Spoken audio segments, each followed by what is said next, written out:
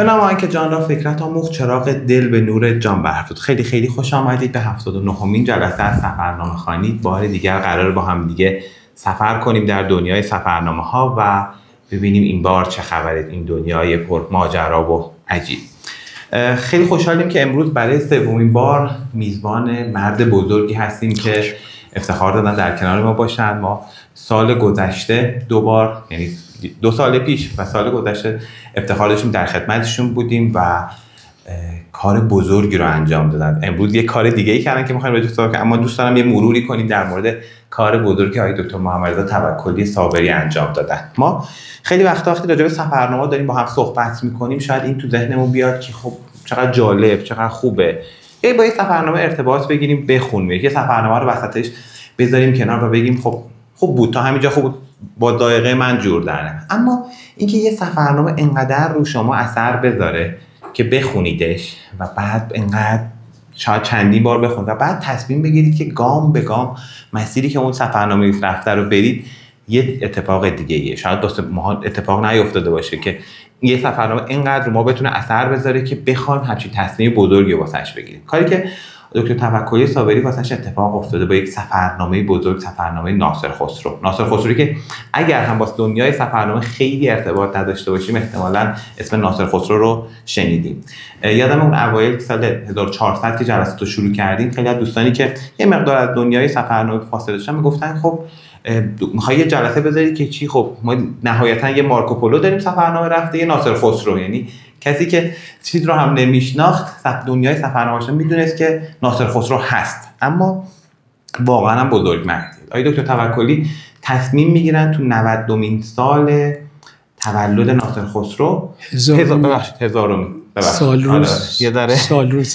سالو چیز اشتباه کردم، تو 1000مین سال تولد ناصر خسرو تصمیم میگیرن که گام به گام مسیری که ایشون رفتن رو برن و ثبت کنن. به نظر من این خیلی جالبه. فکر کنم آقای دکتر دومین سفرنامه تطبیقی بود که ما بررسی کردیم، این که یک سفرنامه‌ای رفته باشه و بعد یک نفر به دنبال اون بره و بنویسه. خیلی جذابه، حتی رفتنش هم جذابه، اما اینکه آدم بره و تصمیم بگیره بنویسه به نظرم اون سفر رو تکمیل کرده و به ماندگار شده. و به نظرم اون سفر برگذشته کتاب 2 جلدیشون که بسیار خوندنی و جذابه که آدم باید بشینه بخونه و ببینه 1000 سال پیش چی بوده و امروز چی بوده. و اصلا یکی از ماجراجوهایی که میتونه دنیای سفرنامه خوانی به ما معرفی کنه همینه که یه سفرنامه رو بخونیم و بعد بریم و ببینیم چه خبر، ببینیم 1000 سال پیش چطور بوده و الان چطوره، دیده هامون رو با دیده های سفرنامه نویس مقایسه کنیم. این خیلی خیلی میتونه جذاب باشه. بخاطر همین سفر برگذشتنی خیلی جذاب و پیشنهاد می‌کنم حتما اگه فرصت داشتید برید سراغش و بخونید. دومین جلسه‌ای که آقای دکتر مهمان ما بودن اومدیم و یه قسمتی از سفرشون که شاید تو اون سفر اول نشد برن، این که برن مزار ناصر خسرو رو ببینن، سفر دیدار رو با هم بررسی کردیم و اینکه تو اون شرایط افغانستان ناامن چطوریشون رفتن و ناصر خسرو عزیز رو مزارش رو دیدن. اما امروز به یک واسطه یک کتابی که هنوز چاپ نشده در خدمتشون هستیم. آقای دکتر خب ایران زندگی نمی‌کنن و خیلی لطف کردن تو این تایم محدودی که ایران هستن به ما افتخار دادن که یه جلسه‌ای داشته باشیم با هم دیگه. امروز قراره با آقای دکتر بریم یه دور ایران بزنیم، یه طوافی دور ایران عزیزمون بکنیم و ببینیم ایران ما چیه و چه شکلیه. به نظر من شاید خب ایران رو خیلی همون دیده باشیم، خیلی همون گشته باشیم، حالا سفریشون خیلی خاصه چون دقیقاً توی نوار مردی سفر کردن، اما به نظر من هر چقدر هم یه موضوع شاید شنیده باشیم، اینکه یه نفر دیگه‌ای بنویسه، یک جهان بینی دیگه‌ای اون رو روایت کنه، خیلی خیلی میتونه جذاب باشه. چون سفرنامه این نیست که من کجا بودم و یه گزارش سفر نیستش، بلکه یک حس و حال شماست از سفر و اینکه هر کدوم از ما ممکنه یه حس و حال دیگه. اینو چندین بار تو جلسات گفتیم که شاید همین جلسه امروز ما رو اگه قرار باشه هممون یه گزارش مو به مو بنویسیم یکی بشه، چه ساعتی شروع شد، چند نفر بودن، کجا برگزار شد، هوا چطور بود.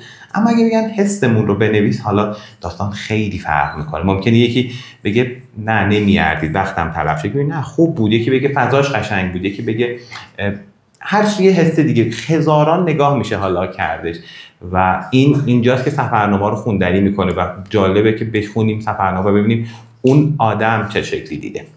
قبل اینکه بریم سراغ آقای دکتر و صحبت‌های ارزشمندشون رو بشنویم، ما چندین جلسه است که توی این فضای زیبا توی موزه سینما هستیم و زیر این سقف زیبا که آدمو یه ذره سر به هوا میکنه جلساتمون میذاریم و به لطف خانم محمدی مدیریت اینجا و پرسنل عزیزشون ما تا آخر بهار رو دیگه به صورت قطعی جلساتمون اینجا هستش و ما تا 31 خرداد که میشه جلسه 82مون اینجا هستیم و زیر این سقف زیبا در کنار هم دیگه توی عمارت قاجاری میخوایم با هم دیگه از سفرنامه بریم و میخوام اول یه دست به افتخار خودتون بزنید که زحمت کشیدید و امروز وقت گذاشتید و تشریف آوردید اینجا تا با هم دیگه یه دور سفری توی سفرنامه داشتید و یه دوری با هم دیگه تو ایران عزیزمون بزنیم و بریم سراغ صحبت‌های آقای دکتر و ببینیم که ایشون به نظرم بد نیست، چون اسم آقای دکتر گره خورده با ناصر خسرو و یه کوچولو از ناصر خسرو اون سفرتون یه کوچولو برامون بگید و بعد بریم سراغ این سفرتون. یه دست آقای دکتر بزنید. خیلی ممنونم. من در سال 1382 تصمیم گرفتم مسیر سفر ناصر خسرو رو که الان در حدود 12 کشور هست پی کنم، که یعنی افغانستان، ترکمنستان، ایران، ترکیه، سوریه، لبنان، اسرائیل، عربستان سعودی، کویت، عراق، ایران، افغانستان، این مسیر رو برم و ببینم که اون جاهایی رو که ناصر خسرو توصیف کرده در کتابش، آبشارها، رودخانه‌ها، شهرها، کلیساها، مساجد، کاخها و خیلی جاهای دیدنی دیگه، چشمه ها و غیره ببینم و یک گزارشی بعد از 1000 سال تهیه کنم ببینم جهان چقدر تغییر کرده. من این سفر رو در طی 7 سال مرخصی‌های سالانم رو که داشتم گذاشتم روی این و رفتم و این گزارش رو نوشتم و در کتاب سفر برگذشتنی منتشر شد. بعد اوضاع افغانستان خیلی بد بود و به هر طریقی من سعی کردم برم، نشد. بعد از این سفر من به هر حال دل رو به دریا زدم و از طریق تاجیکستان وارد افغانستان شدم و حادثه‌ای که تو تاجیکستان با من رخ داد، رئیس پلیس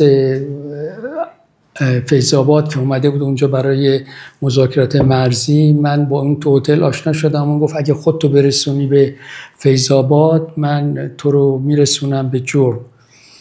همه میگن که مقبره ناصر خسرو تو جرم هست. من به هر حال دل رو به دریا زدم، رفتم فیض‌آباد. اون ایشون اومد و حدود 14 مرد مسلح و با تیربار و غیره دنبال من کرد و رفتیم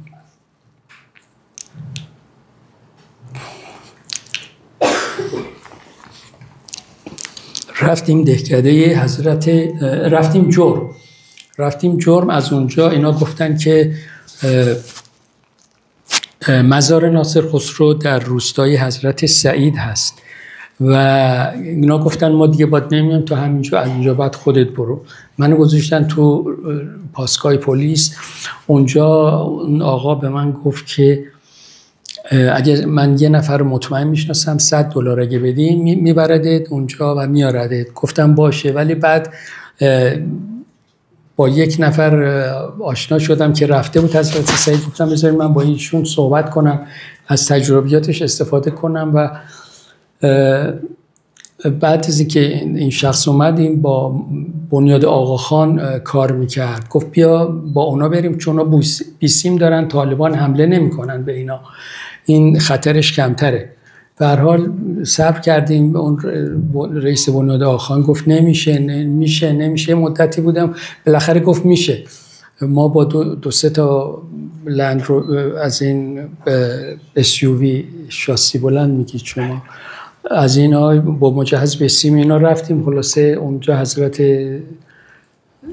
سعید که روستا میگن حضرت سید، مقبرش رو که روی کوهی از خارج از ده بازدید کردم، عکس اینا گرفتم و بعد روز بعدش هم به 2 تا دهکده دیگه رفتیم که یکیش بود مزار زنی بود که میگفتن ناصر خسرو رو پناه داده و بعدش هم سید سهراب مزارش که البته خراب شده بود، مزار طالبان زده بودن خراب کرده بودن، از یزد اومده بوده به دیدار ناصر خسرو، شاگرد ناصر خسرو بوده و بعد از اونجا که ما آمدیم برگشتم به جرم که طالبان حمله کردن. بعد خیلی رئیس پلیس تقاضا کرد، هواپیما اومدن بمبارون کردن، سر و صدای خیلی وحشتناک ترسناکی بود.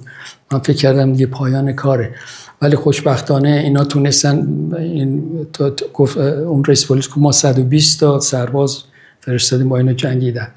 روز بعد خلاصه زخمی ها رو که بردن تو فیض آباد چیز کنن. منم همون روز رفتم فیض آباد. از اونجا باز یک سواری گرفتم رفتم مرز پنجه پویان و شیخان بندر تو افغانستان، پنجه پویان تو تاجیکستان. از اونجا رفتم دوشنبه و از اونجا برگشتم آمریکا و گزارش سفرمو نوشتم. این در مورد این دو تا کار به طور خیلی خلاصه شرحش تو اون دو تا کتاب اومد. واقعا دو تا کتاب خواندنیه و اینکه آدم تصمیم بگیره. واقعا مثلا من هنوز خیلی جذابه اینکه یه سفرنامه چقدر میتونه رو آدم اثر بذاره که بره و اون سفر رو کامل بره با جزئیات و شاید رفتنه یه قسمت باشه، اما اینکه شما تصمیم بگیرید بنویسید من آدم یه اتفاق بزرگتریه. شاید اگه دکتر اون سفر رو میرفتن و نمی نوشتن اون سفر همونجا میموند. حالا دلیل نوشتنش هم بگم. من بعد از اینکه این سفر رفتم در یه حادثه دستم شکست و 3 ماه تو خونه بودم، دست چپم و این باعث شد که من گفتم خب حالا بشینم این خاطراتو بنویسم برای اینکه چیز کنم وقتم پر بشه. و به قول یکی گفت ما خیلی خوشحال شدیم دست شما شکست. مبارک بودید دستی. و چقدر خوب که ماندگار شده و الان ما خوشحالیم که میتونیم هم ناصر خسرو رو بخونیم. یعنی ما یکی از افتخارات ما فارسی زبانیه که میتونیم کتابی که 1000 سال پیش به زبان ما نوشته شده رو میتونیم هنوز بخونیم و این خیلی افتخاره. شاید واسه خیلی از زبان‌ها این افتخار رو نداشته باشن، این شانس رو نداشته باشن که بتونن آثارشون رو بخونن و زبان گذشتهشون رو بخونن و هم اینکه 1000 سال بعد چه اتفاق افتاده. و امیدوارم حالا یه روزی هر کدوم از ما هم پاشیم و این سفر رو بریم و یه قسمتاشو بریم و ببینیم، هم 1000 سال پیش هم فکر کنم سال 82 گفتید یا 92 بود؟ 82 382 تولد ناصر خسرو و 1382 من را افتادم. امیدوارم ما هم سالهای آینده هر کدوم این کار بکنیم. اما بریم سراغ موضوع این جلسه و قراره یه دوری توی ایران عزیزمون بزنیم و ببینیم ایران که حالا دکتر یه مسیر جذابی انتخاب کردن که تو نوار مرزی سفر کنن و جالب باشه اینکه چرا این مسیر انتخاب کردن و چه اتفاقی افتاد. می‌خوایم از زبان خودشون بشنویم. دکتر در خدمتتون هستیم. بله، عرض شود که من در سال 1395 خاطر شرایط بین المللی و تهدیدهای داخلی و خارجی تصمیم گرفتم که یک سفری دور ایران کنم در نوار مرزی که توجه افراد رو به این مناطق متوجه کنم و اینکه اگر که یک کتابی نوشته بشه، من برم کتابی نوشته بشه، ممکنه افراد دیگه بیان این مسیرها رو برن و تردد و اینها زیاد بشه و این آثار تاریخی یا مردم ها رو ببینن و بیشتر مثل یه دیواری بشه دور ایران. به هر حال من کسی هم همچین کاری نکرده بود، بنابراین من شروع کردم از استان گیلان، از تهران مستقیم رفتم. به جایی که برم سمت چپ به سمت راست، چون آبان ماه من شروع کردم و اگه میخواستم برم قسمت سردسیر کشور میرسیدم. ولی خب چون من این برای من یک طواف بود، یک طواف بزرگ دور این سرزمین بود، بنابراین طواف همیشه در خلاف ساعتگرد هست، یعنی در خلاف جهت ساعت هست، یعنی اینجوری از طواف دور کعبه هم که میگردن اینجوری میگردن. بنابراین من از بندر پهلوی شروع کردم، از 15 تا استان دیدار کردم و باز برگشتم به بندر انزلی. از بندر انزلی شروع کردم. اگه اسلاید اول رو نشون بدید، من در طی این سفر 11,000 کیلومتر رو با تاکسی طی کردم و 3 تا نگرانی داشتم. یکیش غذا بود، یکیش امنیت بود در مرزهای شرقی و یکیش هم رانندگی هموطنان بود که بسیار به وضع بدی رانندگی میکنن و رعایت نمیکنن و اینکه من زنده در اومدم بعد 11,000 کیلومتر یا معجزه است یا یک تصادف، نمیدونم چجوری تبیینش کنم، چون من خیلی میترسیدم. در جاده ها خیلی بد رانندگی میکنن، هیچ جای دنیا من ندیدم، حتی کشورهای عربی همسایه هامونم من ندیدم اینجوری کسی رانندگی کنه. در هر حال من میخواستم این سفر رو برم، ولی خب در اونجا در آمریکا مرخصی 2 ماهه، ببخشید 2 هفته 3 هفته است و من فکر میکردم چند ماه طول بکشه. بنابراین من از شغلم استفاده دادم که به خاطر این سفر و در عنفوان جوانی خودم رو بازنشسته کردم در سال 1395. بله. بعد تا به این سفر برم. بعد از بندر انزلی اگه اسلاید اول رو نشون بدید، بله این 15 تا استان هست که من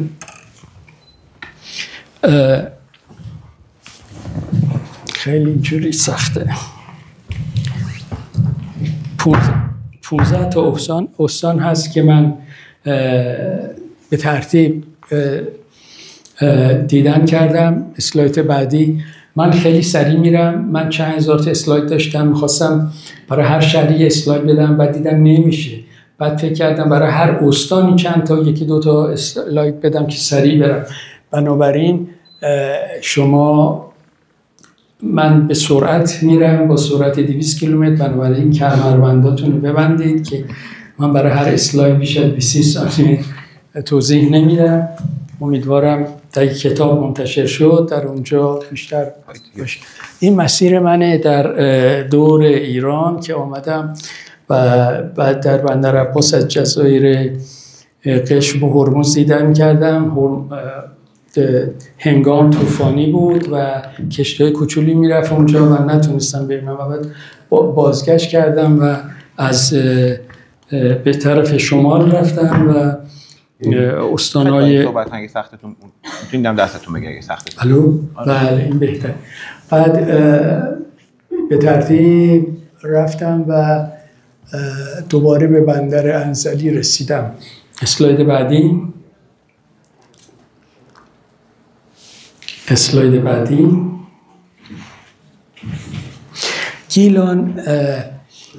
گیلان یکی از آخرین مراکز دفاع ایران در برابر هجوم بیگانگان مثل مغول‌ها و عرب‌ها بوده و گیلانی‌ها با کوروش کبیر همکاری کردن برای بیرون دادن در جنگ با بابلی‌ها و من یه توضیح خیلی 1 خطی 2 خطی هم در مورد هر استان میدم. از بندر انزلی رفتم در رزوانشهر تا مثلا نمیتونم بخونم، استارا بالا هست، لوندویل. بله تا اینجا که بعد میشه استان اردبیل. اسلاید بعدی. بله این پونل در نزدیکی رزوانشهر در اشبر که از زمان خیلی قدیمی است و یه تاقه هست. اسلاید بعدی این کاخ قشلاقه سردار امجده که کاخ بزرگی است، ولی مثل خیلی آثار تاریخی ادارات دولتی توش هستن. خیلی عجیبه در ایران اینقدر آثار تاریخی هست که بسیاری از این ساختمان ها رو به جای اینکه برای بازدید و دیدار و نشانه فرهنگ باشه ساختمان های دولتی کردن و کاربرد دولتی داره و اونم تغییر و تحویل توش میدن و تعمیرات بسیار غیر حرفه‌ای است و در سر تا سر این مسیر من بی‌توجهی به آثار تاریخی خیلی قدیم که هر کشوری اینا رو داشته باشه چه سرمایه‌گذاری میکنن برای گردشگری و دیدن و آموزش افراد که خیلی بی‌توجهی من دیدم. اسلاید بعدی. این قلعه لیسار، یکی از قلعه‌های خیلی قدیمی است. این قلعه اسماعیلی است که در تپه بلندی در 15 کیلومتری شمالش هشت‌بر قرار داره. اسلاید بعدی.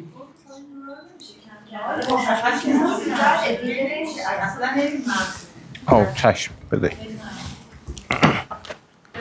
اگه نورافکنا رو خاموش کنید فکر کنم میشه کم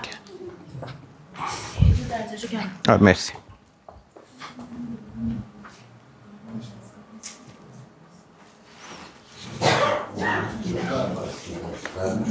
کشید. آره اینم چیز کن. بله، این از دوران سلجوقی باقی مونده و قلعه دژ اسماعیلی ولی در حال خراب شدن هست. اسلاید بعدی. اون بالا این جاده خیلی کوهستانی داشت. این استان بعد از من وارد نمین و اردبیل شدم و به طرف بالا رفتم. استان اردبیل خیلی در زبان باستانی آرتاویل بوده، یعنی شهر مقدس. آرتا و ویل یعنی شهر و مرکز صفویان مقابرشون اینجا بوده و بعد از اینکه شاه اسماعیل هم اینجا دفن شد یک مجموعه عظیمی هست از این صفویان و جای مقدسی هست.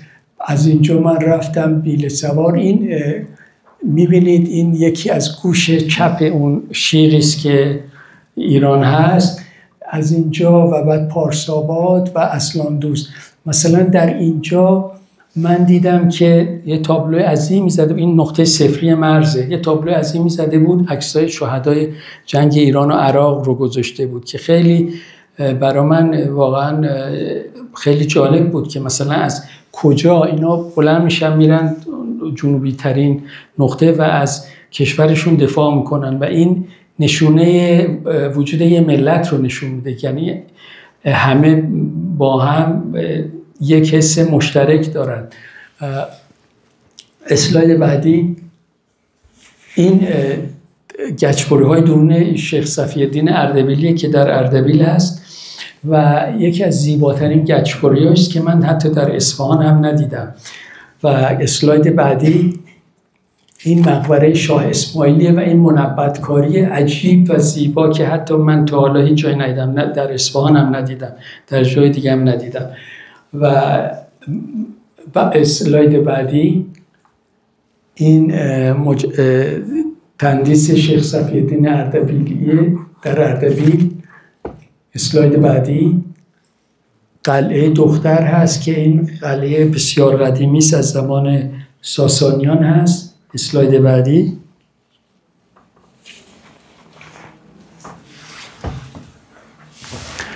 این دریاچه شورابیل در اردبیل هست. اسلاید بعدی. این شهدای بیل سواره که گفتم. اسلاید بعدی. این در اینجا در نقطه صفر مرزی جاده هست و این جاده نزدیک ارمنستان، ببخشید جمهوری آذربایجان که البته این دیدبانه همه خالیه، تو دیگه همه به طریقه الکترونیکی اطلاعات جمع میکنن. اسلاید بعدی. بعد من وارد استان آذربایجان شرقی شدم و این مسیر رو رفتم تا جلفا. این اهره. بله، من یه قسمت انحرافی رفتم چون میخواستم شیخ شهاب‌الدین احدی رو ببینم، مزارش رو از عرفای قرن هفتمه و این جاده برف سنگینی بود و یه شب ما در سفر بودیم و بسیار خطرناک بود. جلو رو بیش از میتونید اونجا بشینید اگه دارید اذیت میشید. کجا میخواید اونجا بشینید؟ دارید اذیت میشه گردنتون، میخواید نشون بدید اکثر اگه اذیت نمیشید. آخه پشت ببینندگان اشکال. آره شما اذیت دارید میشید، گردنتون اذیت میشه، میترسم. آره بله من عذرخواهی میکنم از دوستان. بد نیست. نه خیلی ممنون. شما اذیت میشید اینجوری. لپتاپتون هم میخواید ببرید به خودتون؟ نه اصلا طرف میذارم که این ساعت گرفتم که زیادی صحبت نکنم. نه فهمی. مراقب استیم باشید. خب حالا ارتفاع رو چجوری؟ اینجا بشینن؟ ببینید خودتونه. خیلی خوب. بله؟ اگه وسط بشینن اینجا وسطه. آها خیلی خوب، اینجوری بهتر شد. با عرض معذرت به همه.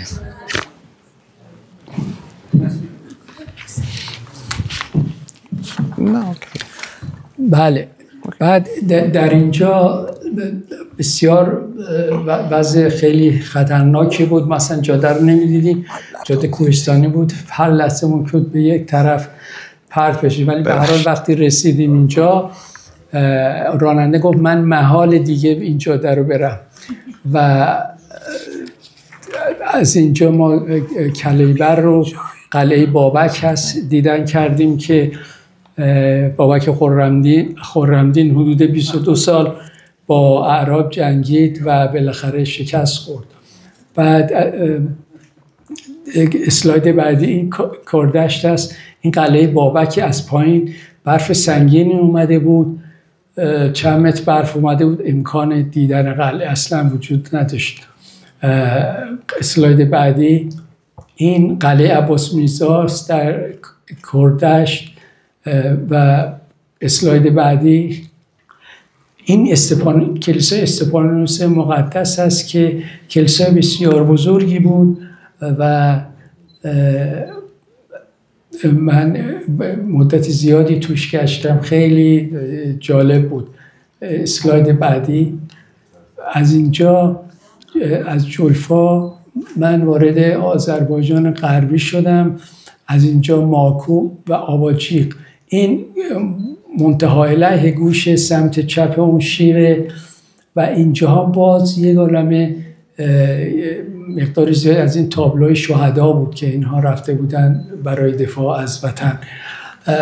از اینجا من تا سردشت آمدم. حالا اسلاید بعدی رو اینجا ماکو اسمش موکو بوده چون اینجا آتشکده های زرتشتی زیاد بوده. موکو شده ماکو. این دور تا دور شهر این چیزای کوههای بازالتی بود که یه هیبت عجیبی داشت و مثل عکسای مثل که آدم در کرات فضایی یا در کره مریخ. بعدی بله این کاخ باغچه جوغه که به سبک روسی ساخته شده در اطراف ماکو و مربوط به زبان قاجاری است. بعد ما به دشت چالدران رسیدیم که در اونجا یه یادمانی هست که اونجا میگن دشت شهدا، چون در سال 838 هجری خورشیدی شاه اسماعیل با ترکان عثمانی جنگید و با اینکه رشادت‌های زیادی کردند سربازای ایرانی با تیر و کمان و شمشیر و نیزه می جنگیدند، عثمانی‌ها با توپ و تفنگ و سربازان ایرانی تعداد کمی توپ و تفنگ داشتن و تازه اونا رو به کار نمی‌خواستن بردن. گفتن این برخلاف شهامت و جنگجویی که از دور وایسیم مثلا یه نفر رو بکشیم، باید رو در رو جنگید و با اینکه تلفات بیشتری به سپاه عثمانی وارد میارن ولی شکست میخورن و تا آخر عمرش شاه اسماعیل خیلی ناراحت بود و در اونجا آرامگاه سید این وزیر شاه اسماعیل رو بنا کردن و اون منطقه رو دشت شهدا میگن. بعدی این قره کلیساست در کنار جلفا که کلیسایی است که میگن که موقع زرتشتی که اون ستاره رو دیدند و تا بتلهم رفتند و حضرت مسیح رو بشارتش رو تولدش رو بشارت دادند، بعداً برگشتن اینجا آتشکده زرتشتی بوده و بعد اینها اون آتشکده رو تبدیل کردن به کلیسا. این قدیم دومین کلیسای قدیمی در جهان، در فکر میکنم در 32 میلادی این ساخته شده که بعداً وسعت پیدا کرده. بعدی و از اینجا به بعد خیلی تابلوها میبینید که کربلا و نجف و اینا رو آدرس دادن، مثل اینکه جزو کشور ما است، در صورت که مثلا برای شهرهای بعدی علامتی چندانی نیست. در خوی من از مزار شمس تبریزی دیدم، بازدید کردم. اسلاید بعدی در سال 82 هم من از اینجا بازدید کرده بودم. خیلی خونه‌ای بود اینا، ولی اونا رو تمام کوبیدند و صاف کردند و یک جای خیلی قشنگی درست کردن. اسلاید بعدی این یک مناره است کنار آرامگاه شمس تبریزی که توش پر شاخ قوچه، میگن قوچه‌ای روی که شاه اسماعیل شکار کرده اینجا گذاشتن و دیدم شاخ قوچه کمتر شده. اگر که مثلا یک کسی یا اون مدیران گردشگری بیان شاخهای قوچه رو جمع کنن از جاهای دیگه یا بخرن، اینو دوباره بازسازی کنن، چیزی که تو ایران هست پر قوچه، اینا رو جای دیدنی میشه. منار خیلی جالب و دیدنی خواهد شد. اسلاید بعدی این آرامگاه پوریای ولیه که یکی از عرفای قرن هفتم و هشتم، اینجا هم در خوی هست. اسلاید بعدی این یکی از مناظری که من بارها دیدم که به این طریقه فروش سیب در کنار خیابون کامینا رو میان خالی میکنن و اینجوری و مقدار زیادیش تلف میشه چون سیستمی نیست برای انبار کردن یا توزیعش یا سردخونه نگه داشتن یا کمپوت کردن یا مربا کردن و غیره و خیلی اسفناکه. اسلاید بعدی این کلیسای ننه مریم. ببخشید من اون چیزی که در مورد قره کلیسا گفتم، اون قره کلیسا مال یهودای مقدس بود. میگن که مقبره کلیسایی است که یهودای مقدس در اونجا دفنه. اون چیزی که در مورد زرتشت گفتم این کلیسای ننه مریمه که میگن که زرتشت از اینجا اومدن و این قدیمی ترین کلیسا، دومین کلیسای قدیمی جهان بعد از کلیسای که در بتلهم هست. اسلاید بعدی این کتیبه اینوروم هست که تقریبا قبل از میلاد هست و خیلی دیده نمیشه، حتی من هر کار که هم تصویر بگیرم دیده نمیشد. اسلاید بعدی این در سردشت یادمان شهدای بمباران شیمیایی است. اسلاید بعدی از آذربایجان غربی من به این طرف اومدم. تمام اینها دزلی، اورامونتر، نونچه، اینا در زمان جنگ اونها که یادشون باشه هر روز در صدر اخبار بود این مسیر. اسلاید بعدی این یکی از چیزهایی است که من دیدم در زباله، در کنار جایی که نوشته زباله، اون اینجا هم کرده بودن نمی باشد. من اینو تصحیحش کردم، اومده بودن کنده بودن نمی باشد. یعنی خود مردم وقتی که برایشون مثلا همچین تابلو میذاری، نه تنها میان زباله میریزن، میان اون تابلو رو هم عوض میکنن.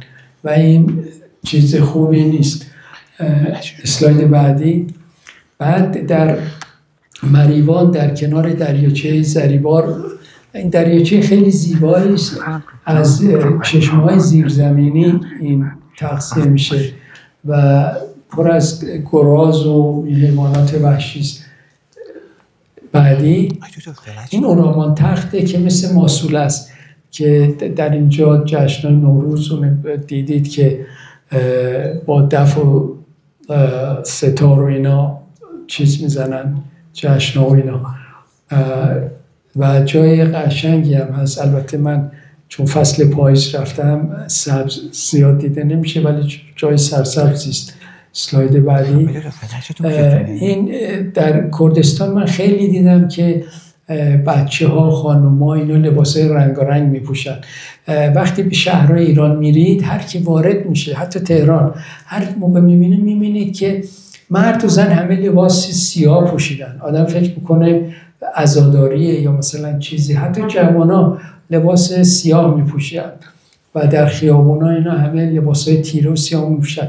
در کردستان خیلی فرق میکرد و شما میدیدی که اینها لباسای رنگی و شاد میپوشن. بعدی از اورامون تخت، باز این تمام این شهرها اینا رو گرفته بودن عراقی‌ها و در یه جنگ مرتب دست به دست میشد و هر روز به خصوص نوچه خیلی یا پاوه یا قصرشه و من این مسیر رو آمدم. یه انحرافی داشتم تو کرمانشاه، میخواستم، خانومی کتابی نوشته بود در مورد فرنگیس، خواستم با ایشون مصاحبه کنم، صحبت کنم و آدرس بگیرم برم فرنگیس رو ببینم. فرنگیس یک خانم 18 ساله بود که در روستای گوره سفید گیلان غرب نزدیک عراق، ایشون وقتی حمله میکنن اینجا رو میگیرن، میان تا جلو، اینا میرن تو کوه، مردم گوره سفید میرن تو کوه. بعد چند روز میبینن که غذاشون تموم شد، دختر 18 ساله با باباش میاد تو روستای گوره سفید، سر چشمه میبینه 2 تا عراقی مسلحن. این دختر 18 ساله با تبر میزنه یک عراقی رو میکشه، اون عراقی تا اینو میبینه دستاشو بالا میبره. این خانم با پدرش سرباز عراقی رو اسیر میکنن و میبرند و تحویل نیروهای نظامی میدن. من رفتم خونهشون و با ایشون صحبت کردم و یه مصاحبه کردم و عکس و فیلم گرفتم. اسلاید بعدی. وقتی شما در کنار مرز میرید، من میدم کوهستان جای خیلی قشنگی، مثل سوئیس ایران اگه واقعا بخوام تعریف کنم، چون هم جنگلیه هم کوهستانی و در این جاده های پیچا پیچ کوهستانی شما یه دفعه میبینید یه عده وایسادن نگاه میکنن به پایین.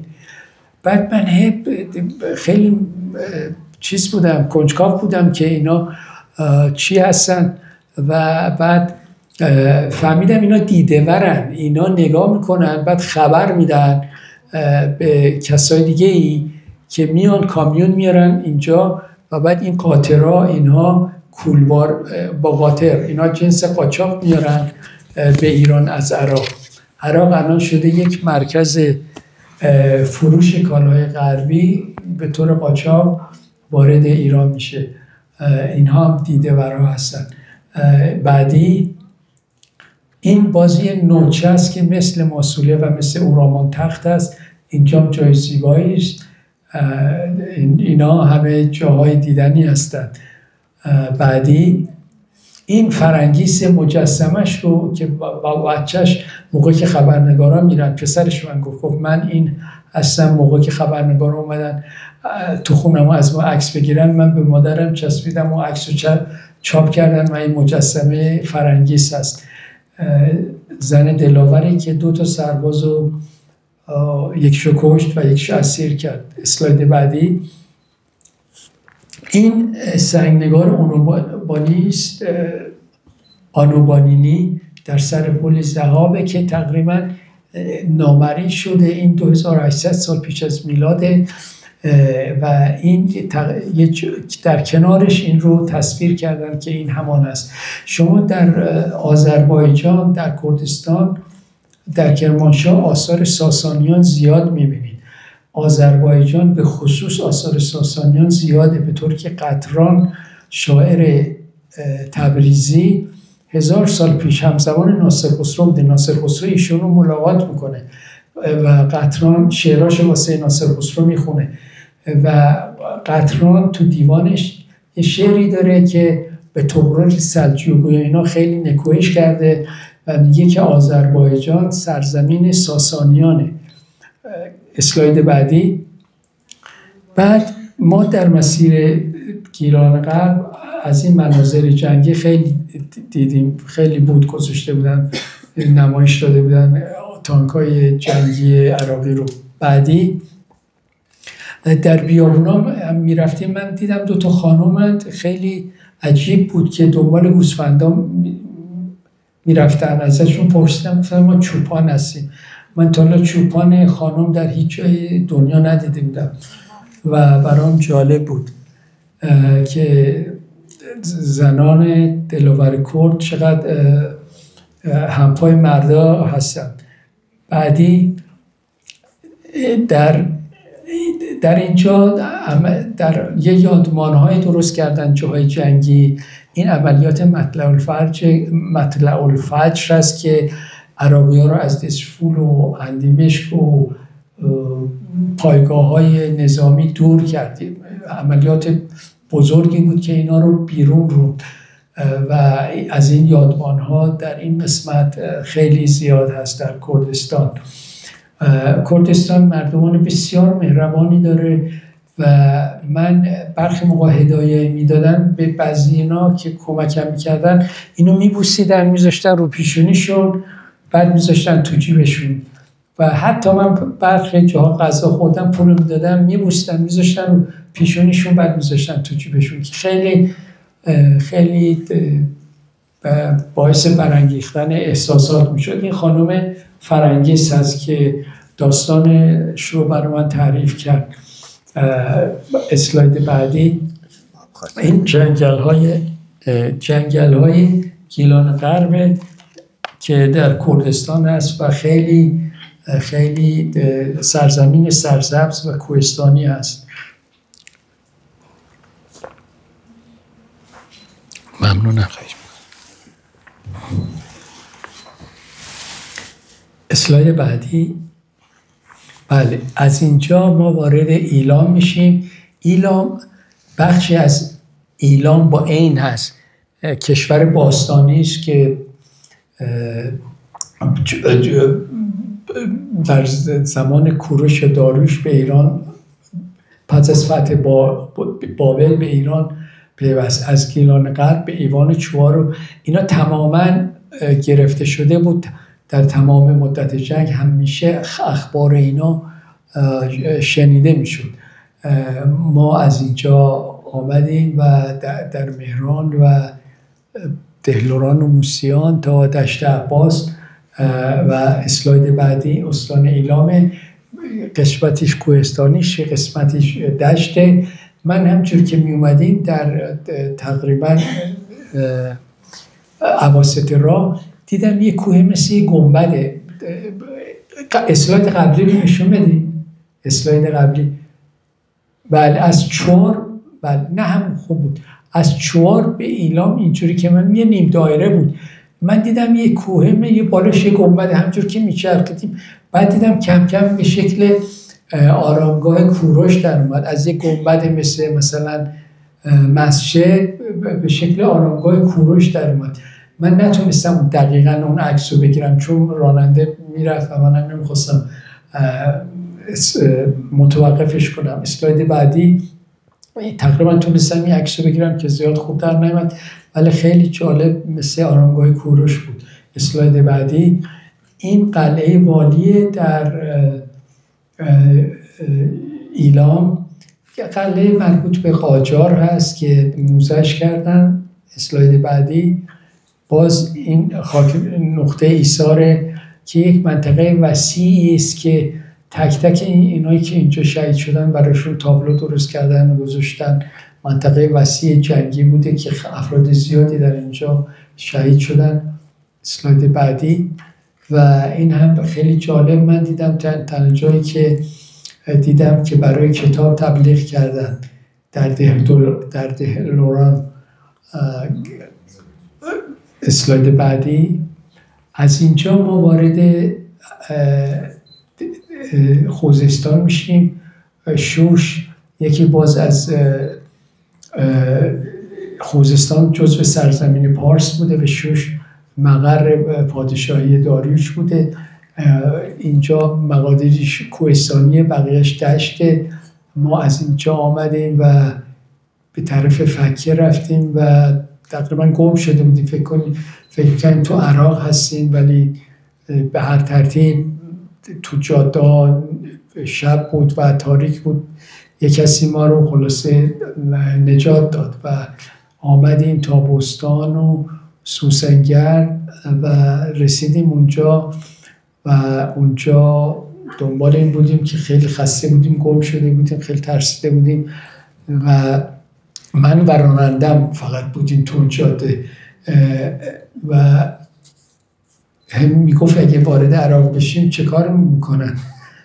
میگفتم که خب حالا شاید که بگیرندمون و زندان میکنن، ولی به هر حال ما رسیدیم اینجا و دنبال یه جایی بودیم که غذای چیز بخریم.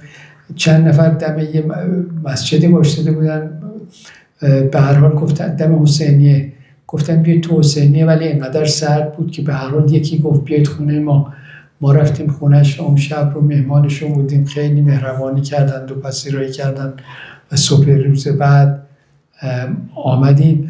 من سربازیم و در سپاه بهداشت در اهواز بودم و این منطقه رو بایست بازدید میکردم و روستای یزدنو رو دیده بودم. خیلی دوست داشتم برم اونجا ببینم، چون یزدی ها رو که آدم های سخت کوشی هستن و کشاورزای بسیار سخت کوشی که هستن آورده بودن اینجا، آب فراوون، زمین مستعد و اینجا کشت میکردن. البته اونجا پرسیدم گفتن بیشترشون رفتن یا چیزاشون رو فروختن. یه دهکده مدرن درست کرده بودن به سبک ساختمان‌ها و بادگیرای یزدی. بعد من اینجا دیدن کردم، آمدیم خرمشهر و بندر تا هندیجان. اینجا پایان استان خوزستان هست. اسلاید بعدی. این مقبره دانیال در شوش. بعدی این کاخ پایه های ستون کاخ شاور مال مربوط به اردشیر دوم در شوش که در حال حفاری هستن. بعدی این در قلعه شوشه که باستانشناس فرانسوی در قرن 19 تا 20 اوایل 20 این رو بر پایه آکروپولیس شوش بنا کرده. می‌خواسته از آجرهای آثار تاریخی استفاده کرده مقداری هم، چون اون موقع راهزنا بودند و اینها و این می‌خواست که محفوظ باشن باستانشناسا و اون تپه شوش رو که آثار تاریخی باستانی فراوانی بوده این رو اون قلعه ساخته و اون آکروپولیس شوش رو به کلی نابود کرده. اسلاید بعدی. اینها زیگورات‌های حسن چوغازنبیل، ساختمانش 3 طبقه تا 7 طبقه بودن که ایلامی‌ها می ساختن. یکیش هست هنوز و باید در حال بازسازی. اسلاید بعدی. این هم تصویر تأسف انگیزی است که یک نفر برای چروندن گاوش از میدان شهر استفاده کنه و گاواش رو بیاره بچرونه و خب این برای من جالب بود که عکس رو گرفتم. اسلاید بعدی.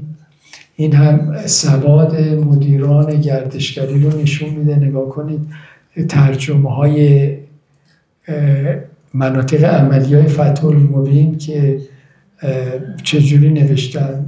مثلا با اسم نوشتن فتح المبین یا Grand Operations این اس گذاشته اینجا، یا مثلا فکه چنانه یه اچ کپیتال گذاشته اینا. یعنی بی سلیقگی در سر تا سر این مسیر به چشم خورد. و اینکه افرادی که مسئولای فرهنگی هستن، مسئولای گردشگری، میراث فرهنگی، چقدر بی توجه، بی علاقه و غیر مسئولانه رفتار میکنن. اسلاید بعدی باز این یک تانک عراقی در منطقه عملیاتی فتح المبین. بعدی ما در اینجا در سوسنگرد این راننده من هست، من با پیژاما بعد از رسیدن و این آقا خیلی به ما محبت کرد و برای ما غذا آورد و اون شب رو ما اونجا بودیم، ما دنبال هتل میگشتیم، گفتن اصلا اینجا هتل نداره و باید مقدار زیادی میرفتیم به اهواز.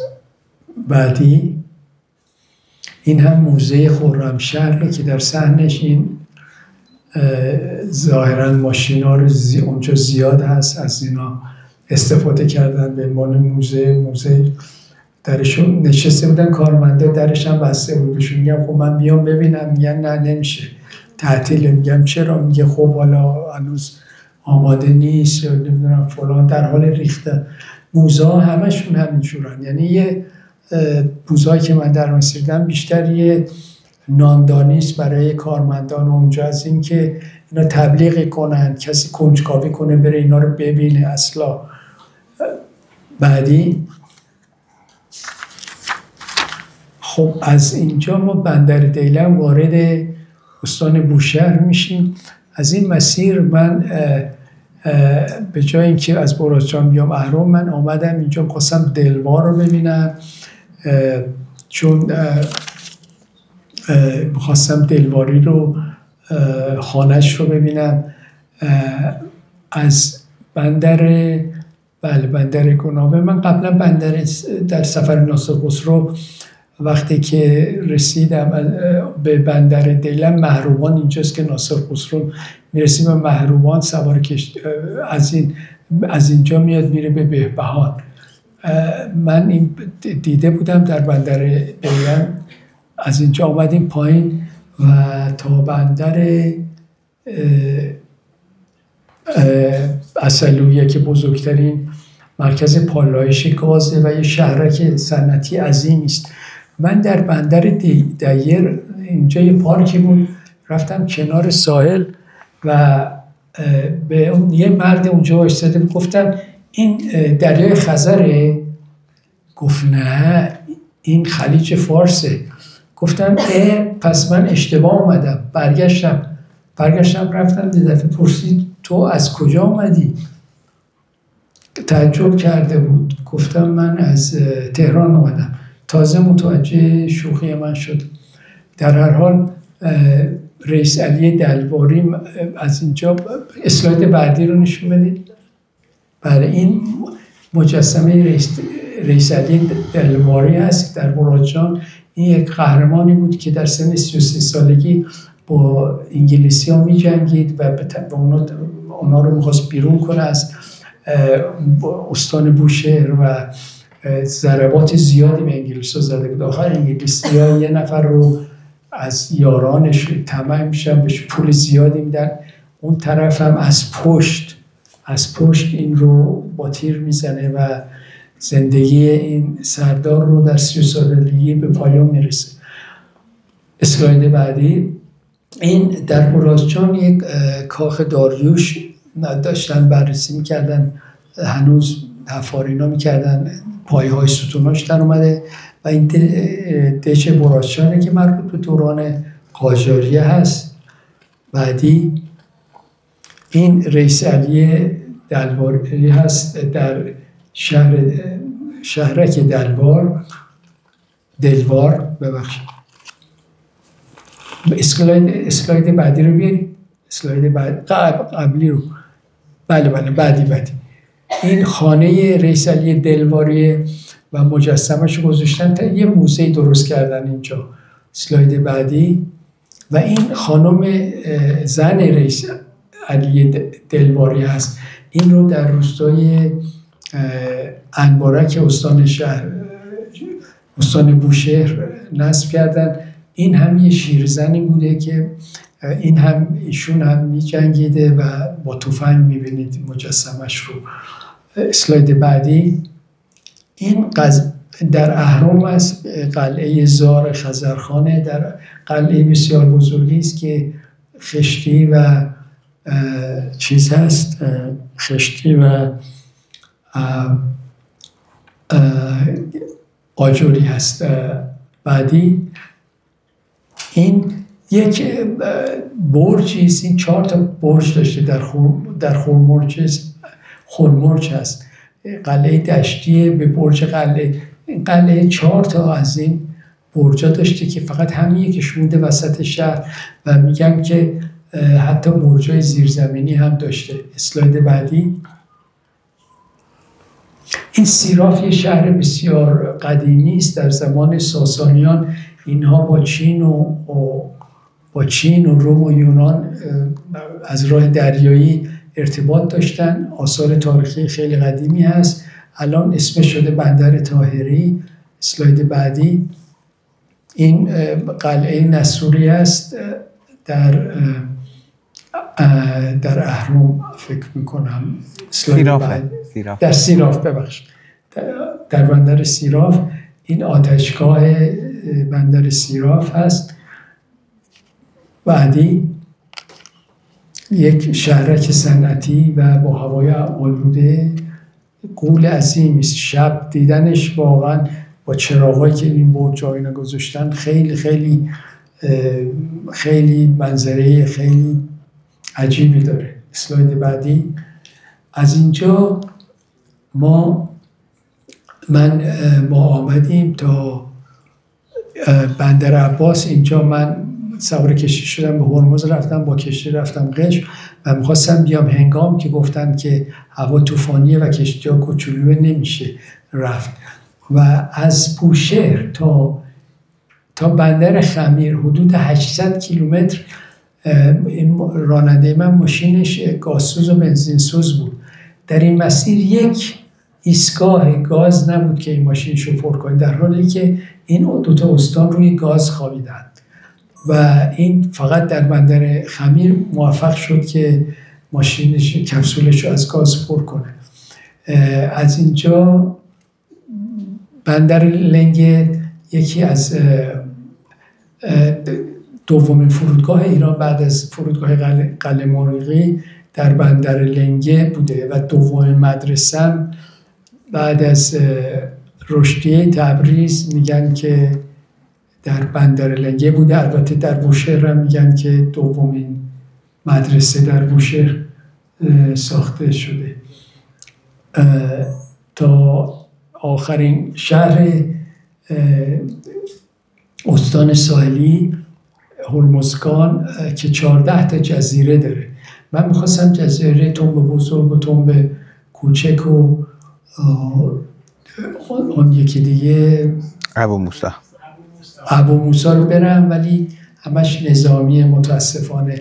اگه اینا رو آثار تاریخی درست کنن، آثار گردشی درست کنن، مردم رو اونجا رسوب میکنن میمونن و دیگه لزومی نیست. حتی یه امامزاده احداث کنن یا کشف کنن خودش باعث میشه که مثل جاهای ایران که مقدار زیادی بعد انقلاب 10,000 امامزاده کشف شد، اونجا هم کشف کنن واقعا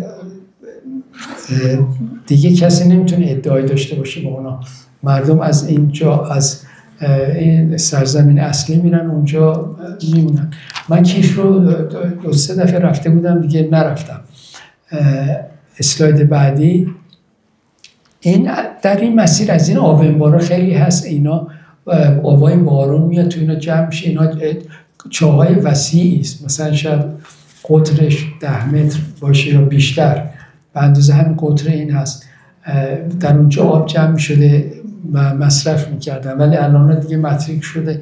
خیلی هم نابود کردن یا خراب کردن. اسلاید بعدی، این خانه فکری جای خیلی جالبی بود در بندر لنگه که هیچی بسته بود. ما تلفن زدیم، زنگ زدیم، ما در باز کردن برامون، رفتیم بازدید کردیم، تموم شد.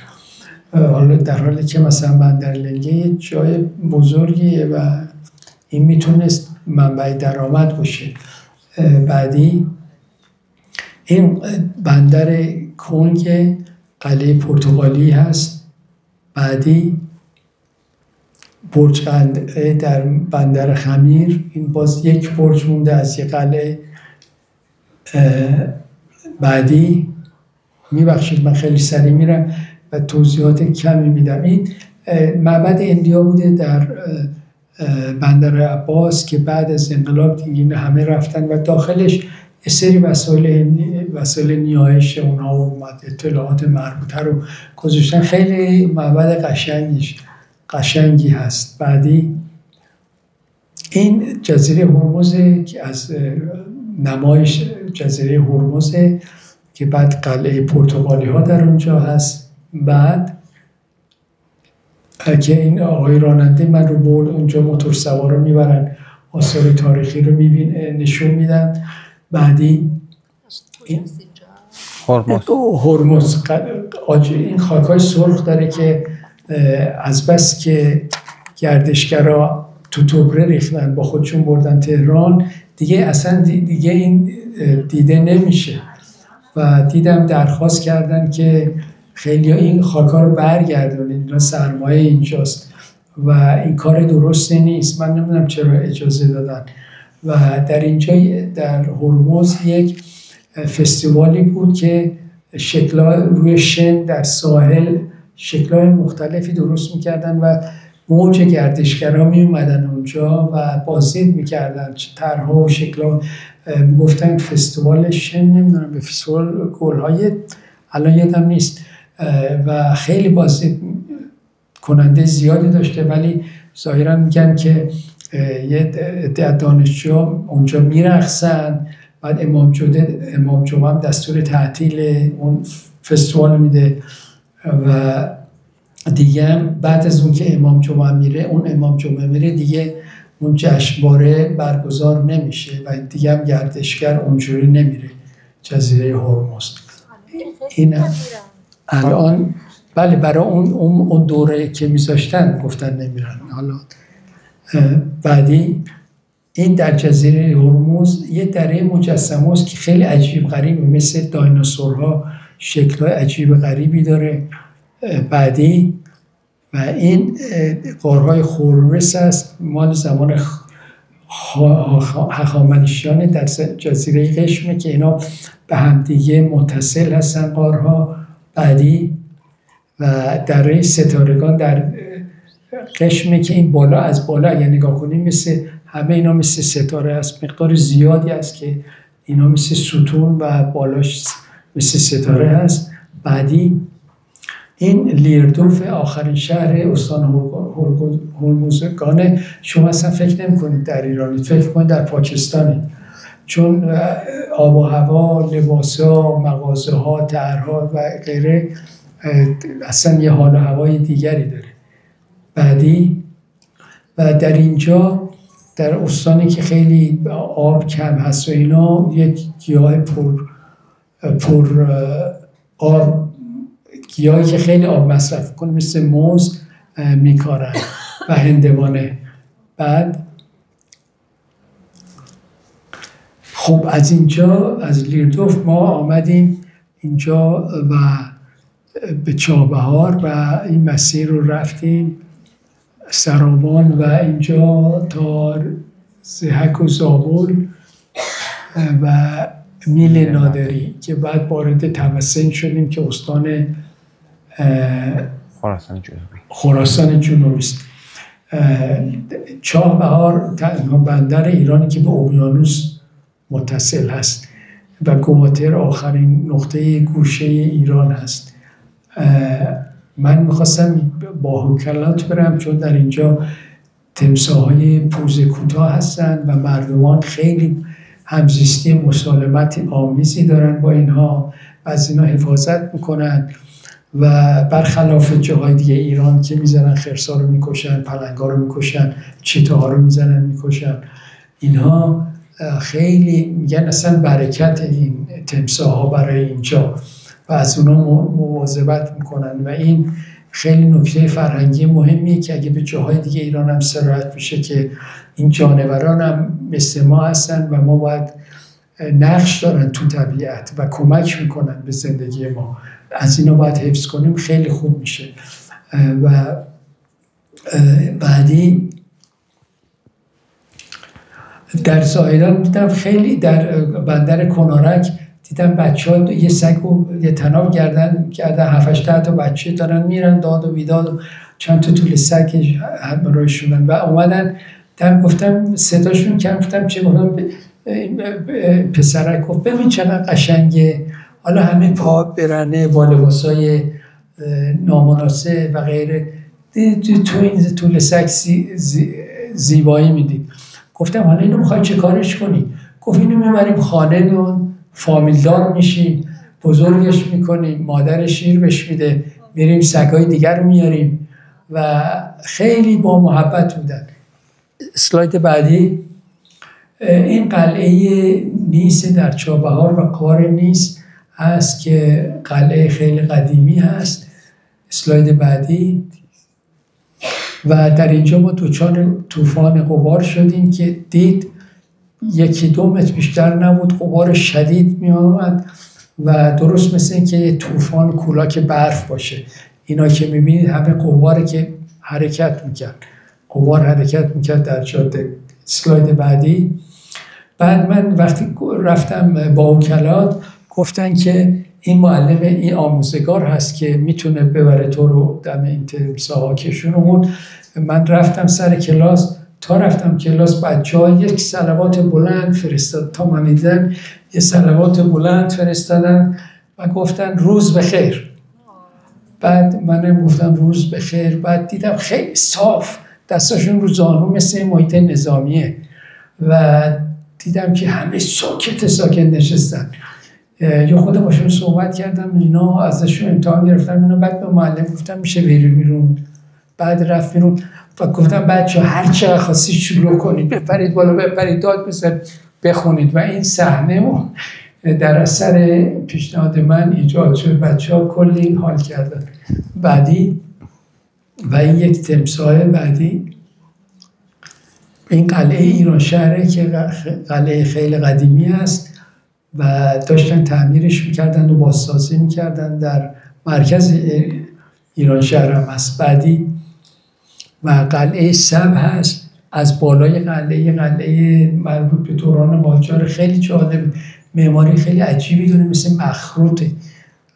بعدی قلعه گشت هست. بعدی به طرف بالا من کمتر مسجد برسانیم، مسجد در زاهدان هست، تماما از قلب سنگ و سنگ ایجاد شده و دیدنی است. بعدی قلعه موجی، این در این منطقه یه منطقه وسیعی بود که قلعه های زیادی داشت. موج در زبان بلوچی یعنی خرما، قلعه موجی یعنی قلعه خرما و قلعه خشتی عظیمی بود. من اونجا در اون محوطه ایستادم، یک نفر با اتومبیل با ماشینش اومد به طرف ما و آقایی بود که مسئول اونجا بود و ما رو بعد برد روی این منطقه وسیع نشونمون داد. اسلاید بعدی. اینجا یه آسیاباد میگن، آسیابای بادی هست که داخل آسیاباد ایشون بود که ما رو آورد و در اون منطقه آسیاب رو نشون داد. آسیاب بود. بعدش قلعه رستم، قلعه هیولایی عظیمی بود، یه ابهت عظیمی داشت از دور و در درونش این یخچال قلعه رستمه که در اینجا یخ چیز میکردن، انبار میکردن، تولید میکردن و این قسمت قلعه های بسیاری در این منطقه بود و آسیابادهای بسیاری مخروبه و پول و انرژی و غیره میخواد که اینها رو واقعا به جای توریستی بکنن. بعدی ما در شهر سوخته آمدیم که تقریبا 5000 سال تاریخ داره و اولین چشم مصنوعی جهان در اینجا پیدا شده و یک تمدن برجسته اینجا داشته. و بعد اسلاید بعدی، از اینجا وارد روستای سکوی شدیم. باز چند تا قلعه بود اینجا، قلعه های مختلفی بود. اسلاید بعدی، و در اینجا در یکی از کوچه‌ها من دیدم امام حسن سوم. از راننده پرسیدم مگه ما چند تا امام حسن داریم؟ بعد وقتی که رفتیم دیدیم کوچه امام حسن چهارم، امام حسن پنجم، امام حسن همینجوری امام حسن نهم، امام حسن دهم، 12ام، 15م. یعنی اینها کار خودشون خیلی راحت کرده بودن، یه امام حسن یه شماره. بعدن هم تو بلوچستان دیدیم که مثلا امیرالمومنین 1 تا امیرالمومنین 29 من شمردم. دیگه نامگذاری رو پیدا کردن نام و اینا دیگه براشون خیلی کار رو راحت میکنن کرده بود. اسلاید بعدی، این آثار کوه خواجه است که میگن تخت جمشید گلین. این در کنار دریاچه هامون هست و جای بسیار وسیع و بزرگی است و پول سرمایه کارشناس با که اینا رو واقعا تخت جمشید گلین رو جای الان هم قابل بازدید هست و گردشگر، ولی درآمدزا بکنه. بعدی این موزه مردم شناسی زابله که قبلا کنسول انگلیس بوده، جای تمیزیه و آثار تاریخی خوبی داره و من این رو از عقب حیات گرفتم، جلوش فرم بکنم. بعدی این میل نادریه در شمال زابل. از این میله ها برای علامت برای سفرها استفاده میکنن. در جاهای دیگه ایران هم هست. پلیس گفتم میخوام برم، گفت بخوای برای چی میخوای بری ببینی؟ یه چیز مخروبه است، بی خود وقت تلف نکن. ولی گفتم باشه من میخوام ببینم و به هر حال آدرس دادم، اومدم. در حال فروریزی هستیم ما. بعدی خب از اینجا ما وارد طبسین یا استان خراسان جنوبی شدیم. اینجا شوسف، من میخواستم که حالا بعداً از اینجا آمدیم بیرجند. یکی از شهرهایی است که باز دومین یا سومین مدرسه ساخته شده در اینجا و به طرف قائن رفتیم. ناصر خسرو در این شهر آمده و تا مسجد قائن رو توصیف کرده که میگه طاق عظیم دارد که در هیچ جای دیگه من در جهان ندیدم و اون طاق در خور این مسجد نیست، از بس که بزرگ است. من در سفری که دنبال ناصر خسرو بودم به اینجا رسیده بودم، از طبس به قائن. اسلاید بعدی، این بیرجند، این قلعه بیرجند که درست وسط شهر واقع شده. این قلعه رو مثلا باید بر اساس فرهنگ و سنت و اینا تزیینش کنن، ولی یه سری چیزای مثل آفتاب سماور چیز خیلی بدسلیقه درست کرده بودن و گذاشتن وسط قلعه. قلعه جالب و دیدنی بود و اتاقک‌های زیادی داشت، ولی با حصیر و پلاستیک و اینا سنبل کاری کرده بودن. اسلاید بعدی، این عمارت اکبریه است که بیرون شهر بوده، یکی بعد حالا داخل شهر شده. یک کتابخونه بسیار بزرگی داره در مورد بیرجند و به زبانهای مختلف و یک چیزای تاریخی هم داره. بعدی در اینجا در بیرجند یه زورخونه بود که من رفتم و من هم میل گرفتم و عکسم رو گرفتم برای یادگاری. اسلاید بعدی، این مسجد قائنه و این طاق بزرگش هست که ناصر خسرو آمده اینجا و توصیف میکنه. اسلاید بعدی، خب از این قائل ما اومدیم نشتیقان، من خواستم آسیاب‌های بادی رو ببینم، از اینجا تربت جام و آمدیم تا سرخس. من قبلا سرخس بودم و رباط شرف، کاروانسرای شرف. از اینجا خواستیم بریم، گفتن جاده خوب نیست و اینا، آمدیم مشهد، از اینجا آمدیم تا درگز و قوچان و شیروان. این شیخی ها و نوخندان درگز تقریبا نقطه مرزی یا کلات نادری، نقطه صفر مرزی. از اینجا باز من تابلوی شهدا رو دیدم که اینها اومدن رفتن مثلا در جنگ شرکت کردن که از کشورشون دفاع کنن و اینا خیلی نکات خیلی مهمی هست برای ما ایرانی‌ها. در اسلاید بعدی این آسیاب‌ها وقتی من دیدم واقعا یه منظره عجیبی بود. وقتی من تو این عکس نمیشد گرفت همشو، 11 تا از اینها دنبال هم و اینها.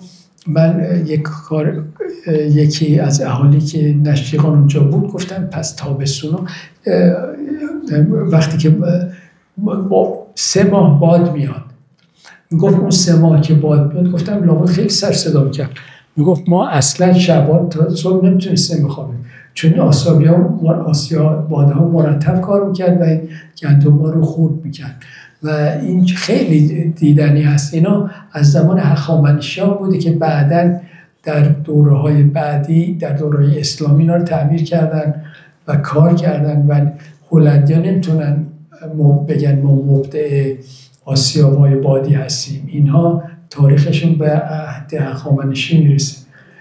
اسلاید بعد این شیخ احمد جام هست، جای بزرگی است مقبرش و از عرفای قرن 4 و 5 است. اسلاید بعدی این لقمان بابا در سرخس. من وقتی سفرم شروع کردم چون نمیتونستم برم از مرو به سرخ، بعدا مرو به سرخس رفتم، از سرخس شروع کردم در سال 1382. از نقطه شروع من اینجا بود و اولین آثار تاریخی این بود 1382 که من دیدم. لقمان بابا 1382 تا 95 میشه 13 سال. همین بودجه قطره‌ای که میدن یه خورده تغییر کرده بود.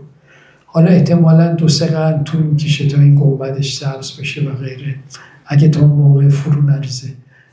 اسلاید بعدی این هم یک میدان در سرخس که کشت و کار. این رباط شرف یا کاروانسرای شرف رو من در مسیرم دیده بودم، رفتم به خصوص ببینم. یک محراب خیلی قدیمی داره با خطای کوفی و من اون 1380 یه دفتر بازدید داشت. من نوشتم یه چیزایی، یه پاراگراف نوشتم اونجا و اسممو نوشتم. بعد ما اونجا وایساده بودیم، دیدم یه نفر از وسط بیابون به خط مستقیم به طرف ما داره میاد، داریم واقعا میونبار میزنیم میاد به طرف. وقت رسید گفت شما اینجا چی کار میکنید؟ گفتم آره من اینجا بودم و اینا میخوام یه خود سوال اینا کرد، خیالش راحت شد. اومد دور اینجا دیوار گذاشتند و اینا، قبلا نبود. در باز کردم بود دوباره نشون داد. من گفتم اون دفتره رو میشه بیاری من ببینم؟ گفت اون دفتر پر شد، یه دفتر دیگه ای داریم.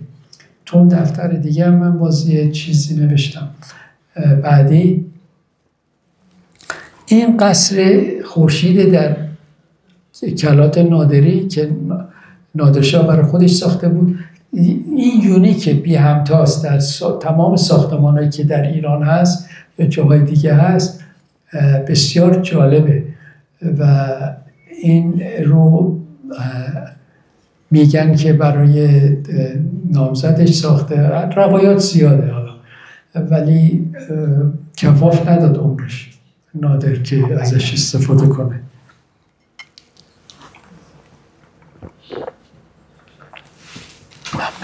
این کتیبه نادریه و برج ارگونشا که بازم در همون نزدیکی است و به اشعار فارسی و ترکی در اینجا نوشته شده. این در دیواره اینجاست. باز این طرف هست. بعدی این در بندیان نزدیک درگز هست، یک کاخی هست از زمان آتشکده، از زمان ساسانیان هست که گچ‌خوری های خیلی زیبایی داره که البته در اینجا دیده نمیشه. اونجا نور منظم کافی نبود و نشد عکس بگیرن، ولی خیلی محوطه جالبی است و آثار تاریخی داره. در روستای حضرت سلطان از اینجا بازدید کردم. اینجا یک عارفی بوده و این مقبرشه که اومده بودن کنده بودن به دنبال گنج و سنگاشو ریخته بودن و این بیفرهنگی رو انجام داده بودن. در هیچ جای دیگه من ندیدم مردم اینجوری ثروت‌های کشور خودشون رو اینجوری به نابودی بکشن و خیلی واقعا تأسف انگیزه. بعد آرامگاه عبدالکریم شهرستانی رفتیم. ایشون شخص معروفی است، کتاب الملل و النحل رو نوشته، در مورد کشورها و مردم‌های جهان نوشته. سنگ مزارش نوشته 729 ولی نه ببخشید 429 ولی واقعا 479. اون کسی که اینو کنده 70 با 2 اشتباه کرده و این سنگ رو اینجوری نوشته. بعد وقتی داخلش رفتم دیدم که پر میبخشید پشکل بز و ایناست. چوپانا میان اینجا گوسفنداشون رو تو زمستونا نگه میدارن. این هم یکی از مردان معروف ایرانه که مزارش اینجوریست. ابوالقاسم قشیری یکی از عرفای قرن هفتمه که مجسمش در باغ ملی قوچان بود. ما داریم کم کم میرسیم. من سریعتر تموم میکنم، سریعتر حرف میزنم. از اینجا وارد ما استان خراسان شمالی میشیم. من در اینجا از فاروج خیلی جالب بود. تقریبا 1-2 کیلومتر کنار جاده مغازه‌های آجیل فروشی بود. خیلی عجیب بود، من ندیده بودم این همه مغازه در کنار هم، صدها مغازه اگه اغراق نکنم. و ما به سوی کناله رفتیم. اسلاید بعدی. این چهارتا یکی از سرداران تیموری به نام عبدخواجه، این یه چهارتاق 4 گوشه هست که در اونجا بود. بعد در روستای بعدی عمارت مفخم در بجنورد بوزنجرد بوده یا بیژنگرد، یعنی شهر بیژن که عربی شده بود که بجنورد، و زمان مربوط به قاجار هست و یه آینه خانه خیلی جالبی داشت این که مجسمه های بعضی از رجال ناصری رو گذاشته بودن. بعدی این در دهکده اسپارخو یه آتشکده ساسانی بود که به این شکل سنگی دیده میشد. بعدی از اینجا ما وارد استان گلستان میشیم. ما از اینجا رفتیم. من خواستم برم از اینجا، مسیر باید اینجوری میرفت، ولی من خواستم برم آقتقه در کیلومتر 0 مرزی با ترکمنستان. مختوم قلی یه فراقی شاعر ترکمن رو ببینم، چون در ترکمنستان من وقتی رفتم سر مزار ابو سعید ابوالخیر، یه تابلو، یه پوستری دیدم به روسی. پرسیدم چی نوشته؟ گفت این مختوم قلیه، میگه که من رو فقط با فردوسی و حافظ و سعدی مشهور کنید، چیز دیگه نمیخوام. یه همچین چیزی که واسه من ترجمه کرد. مختوم قلی رو خب من میشناختم، شاعر بزرگ ترکمنه، ولی مرز به فارسی و ترکمنی شعر گفته. میخواستم برم آقتقه ببینمش چیزشو. بعدش هم میخواستم اینجا آقلا دیوار بزرگی بود که خیلی قدیمی است، چند هزار سال پیش این دیوار بوده در مقابل هجوم حیاتله و ترکان که از آسیای مرکزی به ایران حمله می‌کردند. بنابراین مسیر ما یکم انحراف پیدا کرد. اسلاید بعدی، این تندیس مختوم قلی فراغز در مراو تپه و این در روستای قلعه است مزارش که آقای رفسنجانی و اون رئیس جمهور ترکمنستان اومدن افتتاح کردن. بعدی و بعد به گنبد کاووس رفتیم و برای تبرک و تیمم من به هیئت ترکمنا در اومدم. و بعد اسلاید بعدی، این دیوار دفاعی گرگانه که البته یک تقریبا در حال، میبینید در حال فرورزشه. به ما گفتن شما باید میرفتید کلاله، اونجا دیوارهای آجوری شیناش هست و این پل آقلا و رودخانه گرگان که تقریبا مثل گندامی بود پر از فاضله آب که باز هم تأسف انگیزه. پرسیدم که این تعمیر میشه؟ گفت آقا نسل من و تو بچه ها و نوای تو هم تکمیل نمیشه.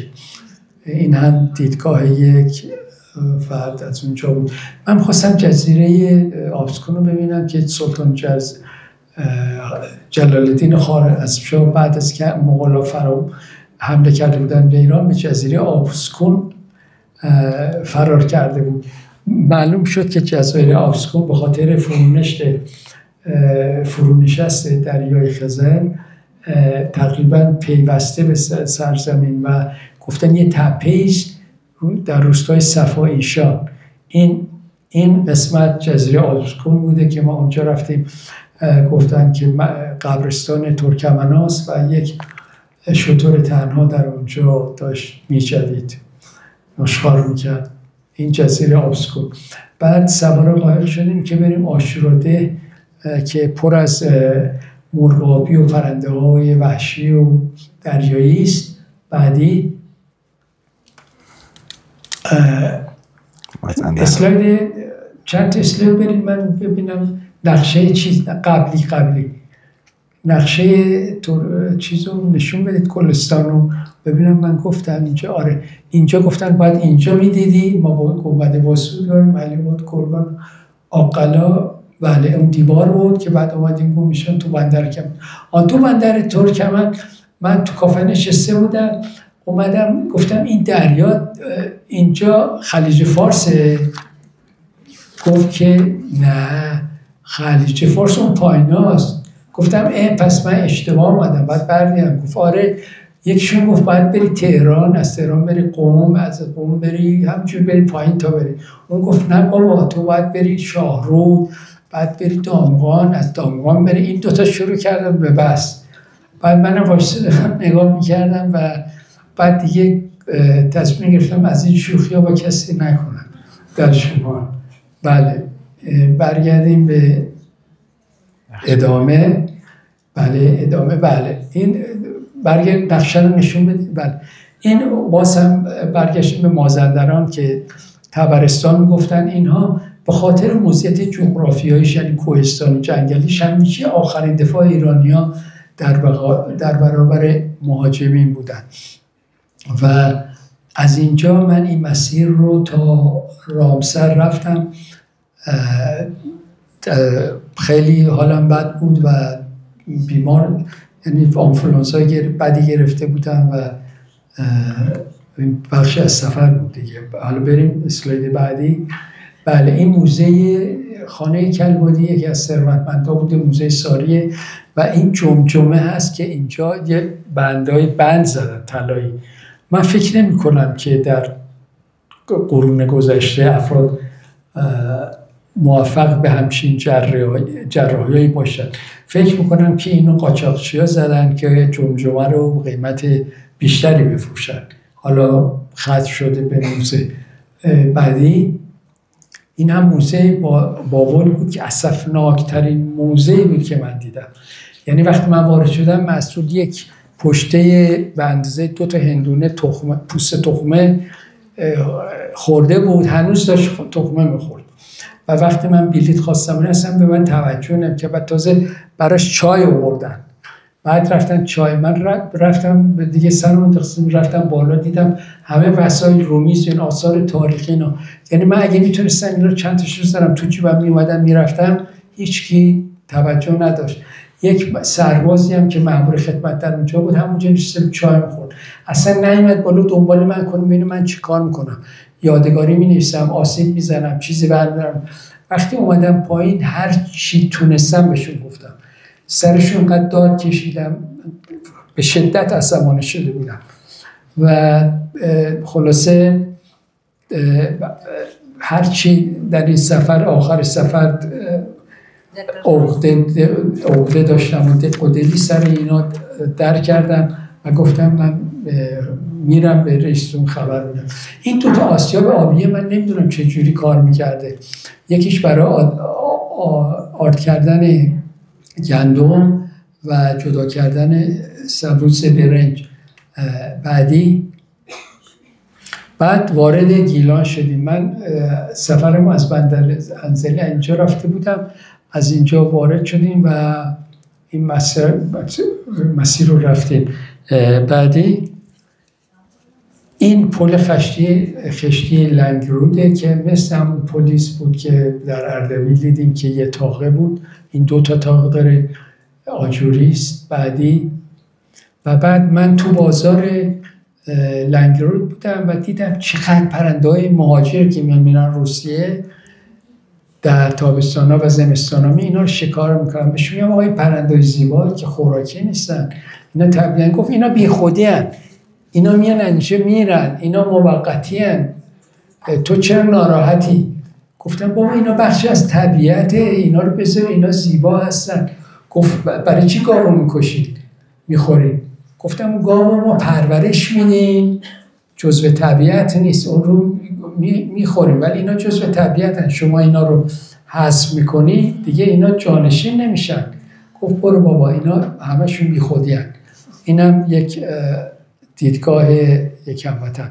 این در لاهیجان میگن مقبره 4 پادشاه، ولی یکی از پادشاه‌های یا شاهزاده‌های ساسانی به حساب 4 تا شخصیت مذهبی هست و در اینجا خیلی تابلوهای نقاشی زیادی بود. من اولین مسجدی بود که دیدم اینقدر رنگ و با سلیقه بود توی لاهیجان. بعد این آخرین اسلاید منه، رفتم آستانه اشرفیه، مقبره مزار دکتر معین بود. اینو بعد انقلاب خراب کرده بودن، گفته بودن تو کارمند دولت بودی و با رژیم گذشته همکاری کردی و زده بودن خراب کردن، ولی دوباره مثل که فهمیدن ایشون چه کاری کرده، چه خدمتی به فرهنگ ما کرده، دوباره بازسازی کردن. بعد اینجا هتل خزر بندر انزلی بود که من شب اولی که رفتم اینجا خوابیدم، از اینجا شروع کردم. این آقا مدیرش بود. وقتی رفتم بعد امام گفتم که آیا منو به یاد داری؟ گفت آره چند هفته پیش اینجا بودی. گفتم بسیار خوب، من یه سفری رفتم و این یه دور طواف کردم و الان خدمت شما رسیدم و خلاصه اونجا صحبتی کردیم و فیلم گرفتیم و اینا. و بعد این جنبندی تمام مردمان مسیر مهمان دوست، مهربان و یار رسان بودن. عجیب بود که من می‌دیدم هموطنان یک همزیستی مسالمت‌آمیزی با زباله دارن. یعنی افراد تحصیل کردن می‌بینم یه چیزی می‌خورن، پوست میوه زیر فاشون میریزه، همونجا که وایسادن سیگار می‌کشن، سیگارش از اتومبیل پرت می‌کنن چوچو، سیب می‌خورن، پرتقال پرت می‌کنن از ماشین بیرون. بنای تاریخی و تفریحی در حال بسیارش فروش پاشی بودن. تنها جاهایی که تاریخی هستن که جلا دارند و بسیار با پربازدید هستند و بهشون میرسند و خوب هستن، امامزاده ها هستن. اینها تماما خیلی خیلی وضعشون خوبه. وضع غذا در مسیر نابسامانه، یعنی همیشه چلو کبابه، یعنی یه برنج، یه تیکه گوشت جوجه یا بره هست که به شکل‌های مختلف سرخش میکنن، 7-10 تا اسمای مختلف هم واسش میذارن. بعضی جاده ها خطرناک، راننده ها بی‌محابا، خصمانه، خارج از آداب و نزاکت شهری نیست. دیدنی ها، جاهای ناشناخته بیشمار و فراوان. من فقط بعضی اسلایدها رو نشون دادم، جاهای دیگری رفتم و همه این قصرها و کاخها و اینا تاریخی دارن که من چند خطی توضیح دادم. الان فقط خواستم یک گردش سریع بکنم و برای شما بگم. پایان سخنرانی من بود. اگر سخن و پرسشی دارید بفرمایید. نه دیگه این حذفی های اسلاید بود. بله خیلی خیلی ممنون.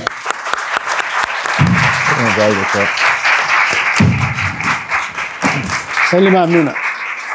امیدوارم خسته‌تون نکرده باشم. خیلی ممنون. متشکرم.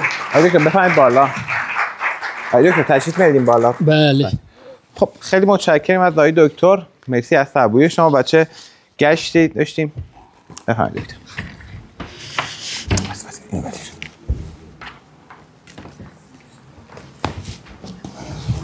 میکروفون در میتونم صحبت کنم.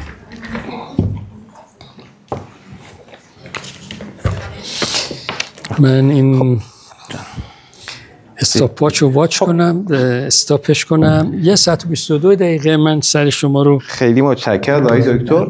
ممنون از همتون. موفق شدم. تونستیم یه دوری توی ایران با آقای دکتر بزنیم و چقدر بعضی جایی که ندیده بودیم با هم دیگه مرور بکنیم و ببینیم و چقدر جذاب. و امیدواریم که این کتابای دکتر به زود منتشر بشه و بتونیم اون رو بخونیم و ورق بزنیم و این کاری هم که ایشون کردن باز ماندگار بشه و اتفاق خوبی بشه. میگم باز این همراهی قلم با قدم خیلی اتفاق خوبی میشد. این سفر رو انجام داد، میشد این سفر رو رفت و ما برای خودشون بمونه. اما اینکه ثبت کردن خیلی اتفاق خوبیه. بچه نتیجه گیری خوب. حالا ماشون داریم به پایان بحثمون میرسیم. اگر سوالی دوستان دارن از آقای دکتر بفرمایید. بفرمایید خانم. سلام. خواهید میکروفون گردون رو بدید به اونا، من با میکروفون ثابت باش. هر کی میتونن پس رد کنن به دیگران. سلام آقای دکتر. شما سلام. ببخشید این بانینی من نفهمیدم چی بود. این یه آثار تاریخی مال 2800 سال پیش از میلاده. خدا بوده یا شخصی بوده؟ سوال خوبیست. الان در حافظم نیست. یه چیزی هم راجع به اون میل نادری من خدمتتون عرض کنم. بفرمایید. چون سالها هند زندگی کردم. یه چیزی تو هند هستش این هم میل نادری و بهش میگن کوسمنار. منار که منار کوس در زبان هندی و اردو یعنی یه واحد اندازه‌گیری هست و تورکانیان خیلی از این کوسمنارها در به خصوص شمال و مرکز هند ساخته بودن. منتها اونا از سنگ ساختن. یعنی تو دهلی هم که برید وسط شهر این کوسمنارها وجود دارن. مثل ایران از خشت نساختن که از بین بره. این کوسمنارها از سنگ ساخته شده و آجر ساخته شده و هنوز هم بعد از مثلا 700-800 سال باقی هستن. خیلی متشکرم از شما. مرسی. شما از امریکا به ایران یعنی دیگه در اینجا بیشتر موندگار هستین؟ نه، من سالی یه بار برای دیدن خانواده‌ام میام. بعد بعضی دوستان امثال آقای گوهری یا دیگران میگن که مثلا صحبتی کن، منم صحبتی میکنم. پس همچنان به ایران و فرهنگ ایران علاقه‌مند؟ بله، من اونجا بیشتر کارم با ایرانه، یعنی نوشتن و خوندن و اینا کاره. من در اوهایو بودم ولی الان 5 ساله به کانتیکات رفتم چون نزدیک نیویورک، دختر پسرم در نیویورک هستن، نزدیک اونها باشیم. یعنی کلاً پیشینه ایران رو همچنان دنبال میکنید؟ بله، من برای اونجا مجله ایران شناسی مثلا این سفرنامه می نوشتم، با مطبوعات فارسی اونجا همکاری میکردم. از همون سالی هم که رفتم تقریبا 64 با مجلات پزشکی ایران و مجلات ادبی همکاری داشتم. الان هم همکاری میکنم، یعنی مقالات میفرستم، چیزایی میفرستم اینا. ارتباطم رو قطع نکردم چون خب علاقه دارم دیگه. حالا ما بر اساس یه سرنوشت و چیزی بعد انقلاب مجبور شدیم که بریم. خیلی اومدن، میلیون نفر رفتن، منم یکیشون از اونا. شما برگشتین، کار خوبی کردید. من اگر خاطر بچه‌ام که هنوزم ازدواج نکردند الان نمیتونم. زودی. بله هممون باید برگردیم. من راهنمای انگلیسی و فارسی زیادی رو، یعنی راهنمای مربوط به همه استانا رو گرفتم. هر استان یه کتابی داره برای معرفی، همه رو گرفتم خوندم، به نقشه‌ها رجوع کردم، به اینترنت رجوع کردم، اطلاعات رو پیدا کردم. یعنی قبلش یه سرچ و جستجوی وسیع کردم. 2-3 سال قبل از رفتن من این تحقیقاتم رو کردم تا بتونم که کارآمد، افیشنت و مؤثر کار رو انجام بدم. و من چون خودم اینجا ماشین نداشتم و مجبور شدم که راننده بگیرم و اون راننده همراه من بود. چند تا راننده عوض کردم در طی راه، چون هر راننده تو استان خودشون میام. مثلا از بندر انزلی تا اردبیل من یه راننده داشتم، گفت دیگه نمیام. بعد از اردبیل تا رضاییه یه راننده داشتم، گفت من دیگه بیشتر نمیام.